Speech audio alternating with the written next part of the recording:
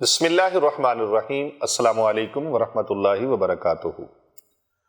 جو کوئی شخص کسی مصیبت میں گرفتار ہو گیا ہے یا کسی مرض میں مبتلا ہو گیا ہے، وہ تہجد کے نفل پڑھے اور تہجد کے نفل پڑھنے کے بعد پوری توجہ اور دھیان کے ساتھ ایک تسبیح تیسرے کلمے کی پڑھ لے۔ تیسرا کلمہ اس طرح پڑھے: بسم اللہ الرحمن الرحیم، سبحان اللہ والحمد للہ ولا الہ الا اللہ واللہ اکبر ولا حول ولا قوۃ الا باللہ العلی العظیم۔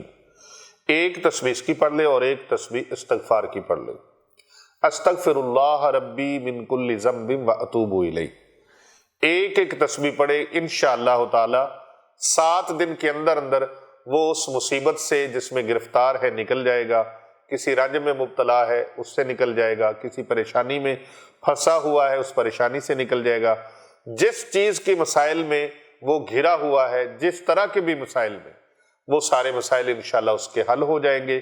ویڈیو اچھی لگی ہو تو اسے شیئر کیجئے، فارورڈ کیجئے، کمنٹ کیجئے اور لائک ضرور کیجئے گا۔ کر بھلا ہو بھلا ہوتا ہے بھلے کا بھلا۔